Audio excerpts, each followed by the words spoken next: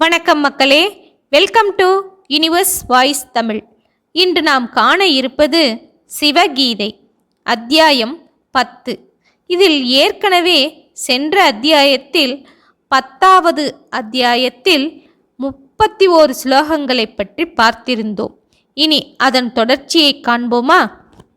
சுசும்னை என்று சொல்லப்பட்டது எதுவோ அதன் வழியாக செல்கின்ற மேன்மை பெற்ற ஆத்மாவான ஜீவாத்மாவும் முக்தி அடைகின்றான் என்று வித்வான்கள் அறிகின்றனர்.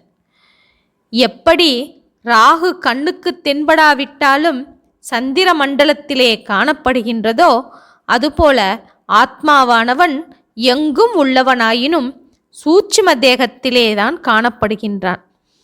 இங்கு விளக்கமாக பார்த்தால் சந்திர கிரகணத்தின் போது ராகு சந்திரனை பிடிக்கிறது. ஆனால் ராகுவை யாரும் கண்ணால் காண்பதில்லை. ஆனாலும் சந்திரன் கொஞ்சம் கொஞ்சமாக குறைய குறைய ராகு கொஞ்சம் கொஞ்சமாக சந்திரனை பிடிப்பதை உணர்கிறோம். ராகு பிடித்து கொண்டிருக்கின்றது, பிடித்துவிட்டது என்றெல்லாம் சொல்லுகிறோம்.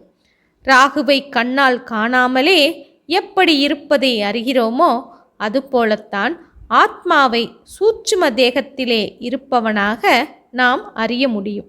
கண்ணால் காண முடியாவிட்டாலும் அறிவினால் அதை காணலாம். அடுத்து ஸ்லோகம் 34. காணப்படுகின்றதாகிய குடத்திலே குடாகாசமானது எப்படி காணப்படுகின்றதோ அதுபோலவே ஆத்மா எங்கும் உள்ளவனாயினும் சூட்சும தேகத்தில் காணப்படுகின்றான். இங்கு சற்று விளக்கமாக பார்ப்போமா? ஆகாசம் என்றால் வெட்டவெளி, காலியிடம். அங்கே ஒரு குடம் இருக்கிறது, அதில் தண்ணீர் இல்லை. அதை எப்படி கூறுவீர்கள்? குடம் காலியாக இருக்கிறது என்று கூறுவோம் அல்லவா? அந்த காலி இடம்தான் குடாகாசம் என்பது. எங்கும் பறந்து வெட்டவெளியாக காலியிடம் இருக்கிறது, அது ஆகாசம். குடம் காலியாக இருக்கிறது, அது குடாகாசம். எங்கும் நிறைந்த ஆகாசம் குடத்தில் குடாகாசமாக இருப்பது போன்று எங்கும் உள்ள ஆத்மா சூட்சும தேகத்தில் ஜீவனாக காணப்படுகின்றான் என்பது பொருளாகும். சரீரத்தில் இருக்கின்ற ஜீவன் ஸ்திரமானவனானாலும் எங்கும் நிறைந்தவனாயினும் மரண காலத்தில் போகின்றான் என்று உபச்சாரமாக சொல்லப்படுகின்றது. ஜீவன் விழிப்பு நிலையில் அறியப்படும் விஷயங்களால் தோன்றிய அறிவோடு சூரியன் எப்படி 10 திசைகளையும் வியாபிக்கின்றாரோ அதுபோல காரியமற்றவனாயினும் அனைத்தையும் வியாபிக்கின்றான். இங்கும் சற்று விளக்கமாக பார்த்தோம் என்றால் மனிதர்களுக்கு விழிப்பு, உறக்கம், கனவு என்று 3 நிலைகள். இதைதான் ஜாக்ரத், ஸ்வப்னம், சுசுப்தி என்று சொல்கிறார்கள். இப்போது படித்து கொண்டிருப்பதும் பார்த்து கொண்டிருப்பதும் யோசித்து கொண்டிருப்பதுமான இந்த விழிப்பு நிலை ஜாக்ரத். உறக்க நிலையில் கனவு காணும் போதும் கனவில் கண்டதை அந்த தருணம் உண்மையென்றே உணர்கின்றோம். கனவில் வீடு தீப்பற்றி எரிந்தால் பதறுகிறோம். இப்படி உணர்வுகள் தோன்றிக் கொண்டிருக்கும் நிலை கனவு நிலை. எதுவுமே தெரியாத ஆழ்ந்த உறக்கம் உறக்க நிலை என்று அழைக்கப்படுகின்றது. அடுத்த ஸ்லோகம் சூட்சும தேகத்தோடு சம்பந்தப்பட்ட அந்தகரணங்களினால் அவரவர் கர்ம வினைகளுக்கு ஏற்ப சுக துக்கங்கள் விழிப்பு நிலையில் அனுபவிக்கப்படுகின்றன. அந்தகரணங்களின் போக்குகள் நாடிகளின் வழியே செல்லுகின்றன. இந்த சூட்சும சரீரம் மோட்சமடையும் வரையில் அழிவதில்லை. குடம் காலியாகப்பட்டால் குடாகாசத்தன்மையை அடைகின்றது. குடம் உடைந்து போனால் ஆகாசம் அழிந்து விடாது, அது தன் சொரூபத்தோடு தனித்திருக்கும்.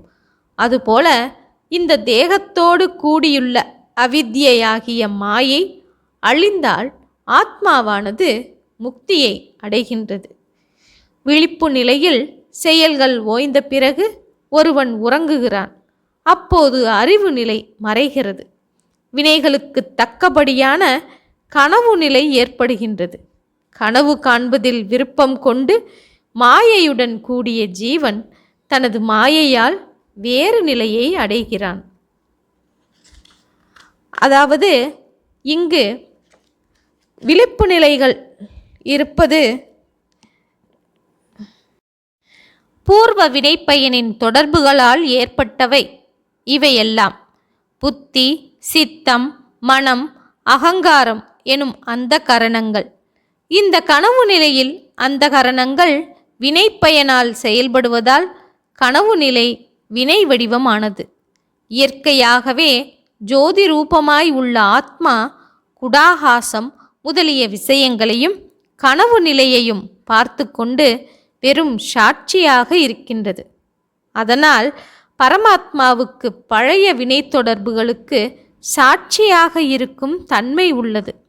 பழைய வினை தொடர்புகளாலானதும் வினையினால் ஏவப்பட்டதுமாகிய உலகம் விழிப்பு நிலையில் செய்பவன், வினை, செயல் இவைகளின் சொரூபமாக காணப்படுகின்றது. ஆத்மாவோ குறைவற்ற புத்தி சாட்சியாக விளங்குகின்றான். போன பிறவியில் எந்த வினை ஏற்பட்டுள்ளதோ அதே வினை தொடர்பால் கனவு காண்கிறான். குழந்தை பருவத்தில் அந்த தொடர்புகள் நெருங்கி இருத்தலால் கனவுகளை விசேஷமாக காண்கிறான். இதற்கு சாட்சியாக இருக்கும் தன்மையே ஆத்மாவுக்கு என்று கூறப்படுகின்றது. நடுப்பருவமான வாலிப வயதில் கரணங்களின் வலிமையால் பீடிக்கப்பட்டவனாக ஆசைகளுக்கு ஆளாகி விசேஷமாக கனவு காண்கின்றான். மரணமடையும் தருவாயில் ஜீவன், செயல், வித்தை முதலியவைகளால் சம்பாதிக்கப்படுவதாகிய அடுத்து வரப்போகும் பிறவியின் உருவத்தை கனவினில் காண்கிறான். பருந்து ஆகாயத்தில் அதிக தூரம் பறந்து போகும்போது களைப்படையும். அப்போது அது கீழே இறங்குவதற்காக தன் சிறகுகளை அடக்கிக் கொண்டு தன் இடுப்பிடம் சேர்ந்து தங்க முயலும்.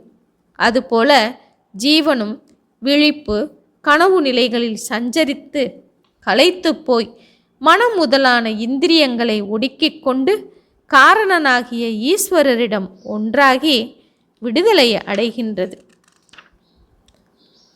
அடுத்து விஞ்ஞானாத்மா எனப்படும் ஜீவன் நாடிகளின் வழியாக இந்திரியங்களுடைய பதிவுகளால் ஏற்பட்ட ஆசைகளை ஆக்கர்ஷித்து எடுத்துக்கொண்டு சகல காரியங்களையும் ஒடுக்கிக் கொண்டு ஈஸ்வரரிடமே ஒடுங்குகின்றான். அப்போது ஆனந்தமயமயமானவன் ஆவான். இவ்வாறே சகல உலகத்து ஜீவனுக்கும் இந்த லயம் ஏற்படுகின்றது. காமமுடைய பெண்ணுக்கு சம்போகத்தின் கடைசியில் எப்படி சுகமோ அப்படி ஆனந்தமயன் வெளியில் உள்ளவன் அல்ல, உள்ளத்தில் உள்ளவனும் அல்ல, தனிப்பட்டவன். அந்த விஞ்ஞானமயமான ஆத்மா பிராக்ஞாத்மாவாகின்றான். விஞ்ஞானமயமான ஆத்மா காரணஸ்வரூபனாகின்றான். மேலும் அறியாமையால் இன்பத்தை எப்படி அனுபவிக்கின்றான் என்பதை தெரியாதவனாக இருக்கின்றான். அப்படி நான் சுகமாக தூங்கினேன், எதுவும் தெரியவில்லை என்று கூறுகின்றான். இந்த சுகம் அறியாமையால் சாட்சி உருவமாக இருக்கின்ற விருத்திகளால் அனுபவிக்கப்படுகின்றது. இவ்வாறு முதலில் சொன்னபடியே அந்த ஜீவனுக்கு பின்னர் நினைப்பும் உண்டாகின்றது. விழிப்பு, கனவு, உறக்கம் என்னும் 3 நிலைகளே இந்த உலகிலும் சொர்க்க நரகங்களிலும் ஏற்படுவதாகும். பிறகு கர்மவசத்தாலேயே நெருப்பிலிருந்து தணல்கள் தோன்றுவது போல காரணத்திலிருந்தே மனம், புத்தி முதலான இந்திரியங்கள் தோன்றுகின்றன. எவ்வாறு தண்ணீருக்குள்ளே அமிழ்த்தப்பட்ட தண்ணீர் நிறைந்துள்ள குடம் எடுக்கப்படும்போது அந்த தண்ணீருடனே வருகின்றதோ அப்படியே விஞ்ஞானாத்மா, காரணாத்மா என்றெல்லாம் கூறும் சகலமும் தண்ணீரோடே கலந்து வித்தியாசம் தெரியாது போவது போன்று இறுதியில் கண்ணுக்கு புலப்படாத தன்மையை அடைகின்றது. சூரியன் ஒருவனே. அந்த சூரியன் இரவில் போய்விடுவது போன்றும் மறுநாள் வருவது போன்றும் தோன்றுகின்றது. மழைக்காலத்தில் மேகங்கள் மறைத்தால் சூரியன் இல்லாதது போலவும் தோன்றுகின்றது. ஆனால் சூரியன் இல்லாது போய்விடுவதில்லை. அதை போன்ற பரம்பொருளாகிய கூடஸ்தனும் அந்த ஆத்மா போவது போலும் வருவது போலும் தோற்றமளிக்கிறது.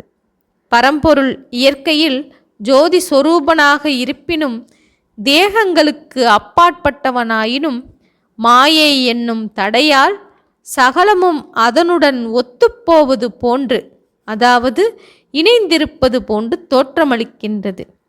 தசரதனின் மைந்தனே, உனக்கு ஜீவனின் தன்மை இவ்வாறாக என்னால் சொல்லப்பட்டது என்கிறார் சிவபெருமான். ஓகே மக்களே, 10வது அத்தியாயம் முடிவுற்றது. இனி அடுத்து வரும் அத்தியாயத்தில் சந்திப்போம். நன்றி, வணக்கம்.